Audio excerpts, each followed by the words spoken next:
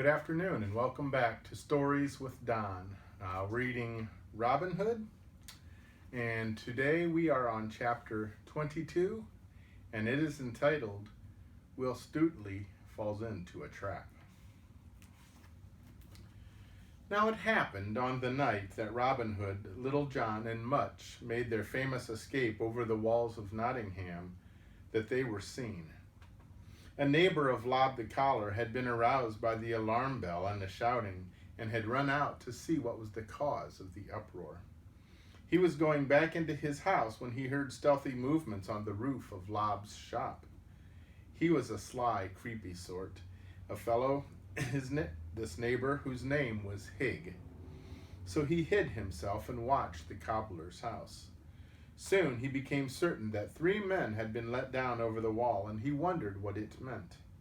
The next day he felt quite certain who the men were, when he heard the sheriff's man proclaim that a great reward would be given for the capture of Robin Hood and the 2 men who had pretended to be messengers from the king. Higg went at first to the sheriff and told his story. At first the sheriff had it in his mind to seize Lob, but just as he was about to give the order, he paused. "Nay," said the sheriff, "to seize a wretched cobbler is scarce worth the trouble. He shall be my decoy bird. If the outlaws make such use of him, surely they often visit him. So I will have his house watched, and perhaps it will be a trap in which to seize a prize worth taking." So he gave Higg 12 silver pennies on the spot, and promised him 50 more if he would watch his neighbor's house closely, and give the word at once when Lob had visitors who had the air of men from the greenwood. Higg pocketed the silver pennies, and went home and kept a sharp watch on Lob's house. More than a week passed before he came hotfoot to the sheriff's house. "There is a stranger now with Lob," he said, "not a townsman, but, I believe, an outlaw." The sheriff sent 3 of his men at once to seize the stranger they would find in the house of Lob the cobbler, and to bring him to the sheriff's hall. Away went the 3 men, burst into the cobbler's house, and found him talking with a tall, strong man. The latter was Will Stutely, and he had actually come on Robin's behalf to see if Lob had escaped all suspicion of being concerned in the flight of Robin and his friends. Now Robin's care for Lob, who had helped him, was the cause of Will's downfall, for no one dreamed that the sly and cunning Higg was watching the house for the sheriff. As it happened, one of the 3 men sent by the sheriff knew Will Stutely well. "Aye, aye, 'tis an outlaw," he cried. "Seize him, comrades, away with him to the sheriff. Our master will be pleased with us.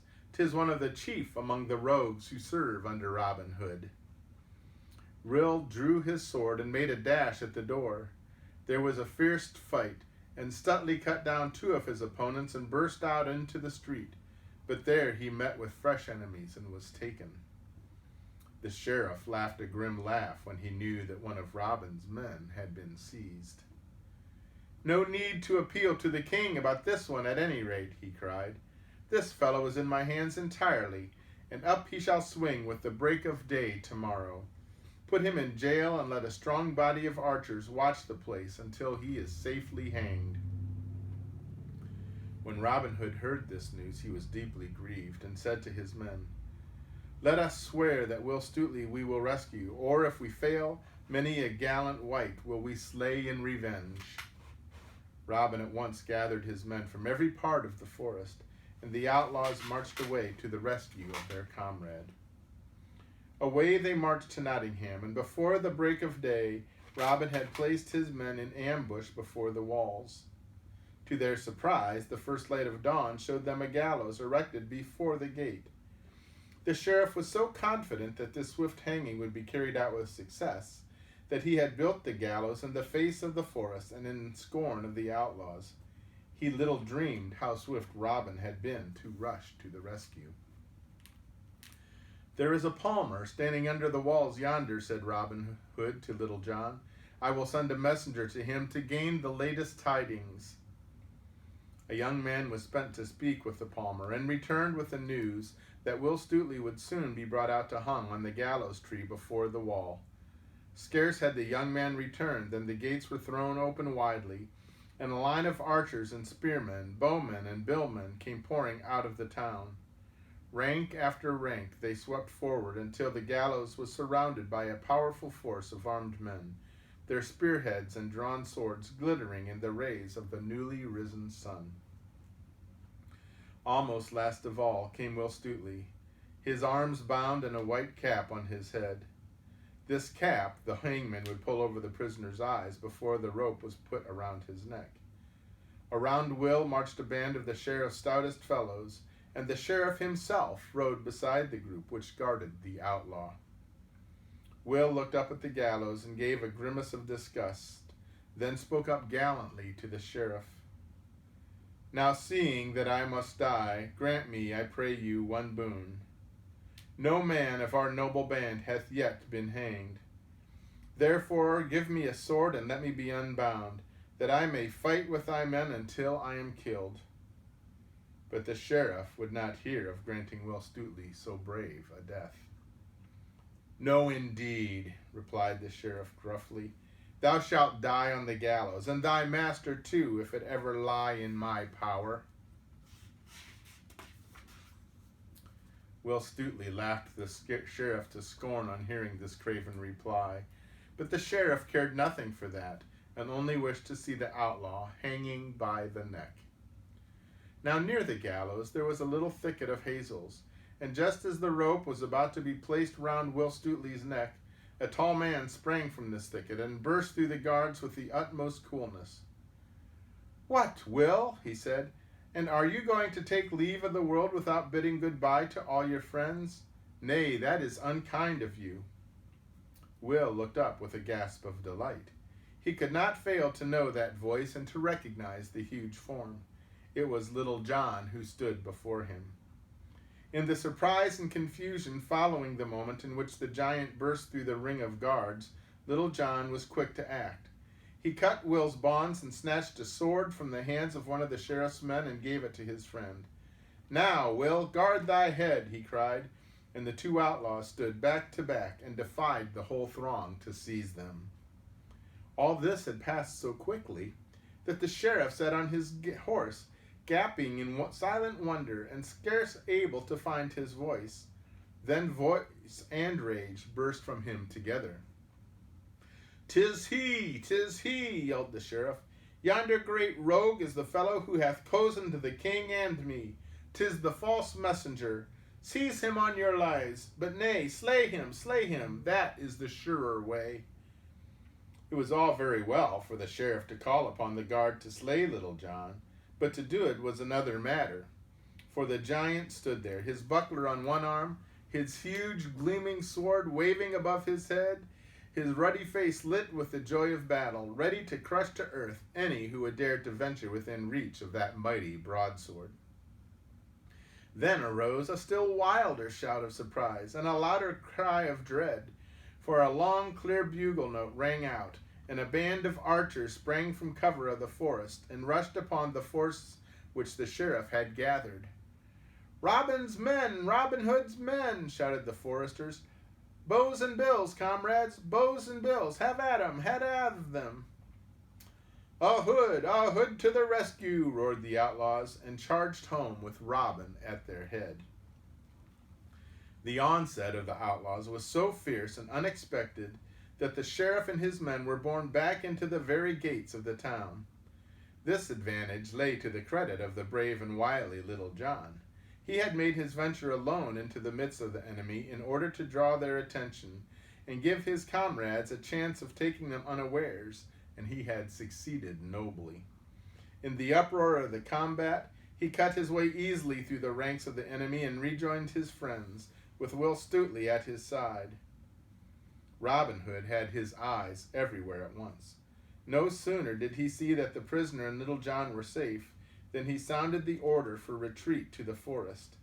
He had gained his end, and there was no further need for bloodshed. Besides, the sheriff's men were beginning to rally and recover from the surprise, and they formed a powerful and well-armed force, outnumbering the outlaws by at least 3-1. So Robin, like a prudent leader, thought it wise to draw back in time. The outlaws obeyed at once and began to retreat, shooting steadily as they went, and holding back their foes with shower after shower of keen shafts. But there were brave fellows too among the sheriff's force, and these burst after the outlaws in hot pursuit. On the edge of the forest, a sad mischance befell, for down went Little John on his face with an arrow through his knee. "Master," cried Little John, "I can neither fight nor fly. Take, I pray thee, thy good broadsword, and smite off my head, that I will not fall alive into the hands of the sheriff, who will triumph over me." "By the rood, Little John, but I will not," cried Robin Hood.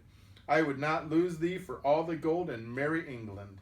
And he turned to hold back the foremost of his pursuers, while Little John was carried off. This was done by Much, who swung the huge fellow on his shoulders and bore him away, heavy as he was, with ease. So the running fight and retreat went on, ever growing worse for the outlaws. For seven men were wounded sorely, and not one was left to the tender mercies of the sheriff. Many fell on the other side, but these did not hinder the pursuit, which pressed hotter and hotter to the forest outlaws. Robin Hood was a host in himself that day.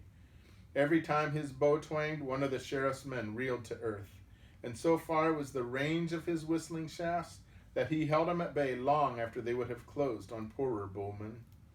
Nobly did his men second him.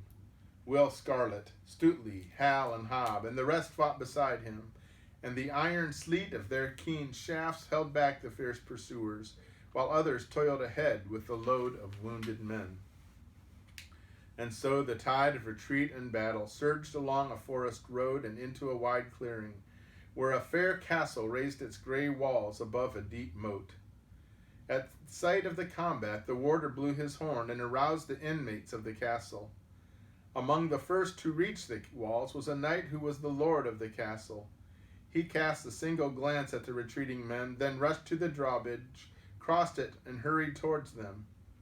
"In, in," he shouted, "carry your wounded in, and retire thither every man. My house is thine." It was Sir Richard of the Lea, not forgetful of benefits received, and never was invitation more welcome. In trooped the outlaws to the shelter of the strong stone walls, and the sheriff and his men dashed up to hear the portcullis clang down and the drawbridge go creaking up, and to find themselves on the wrong side of the deep, dark moat. The proud and disappointed sheriff cried out, "Thou traitor knight, thou'rt securing the enemy of the king. Thou'rt breaking the law." Then Sir Richard looked over the wall and replied, "Sir, I will avow the deed that I have done, even to the loss of my lands. Go now to the king and learn what is his will in this matter.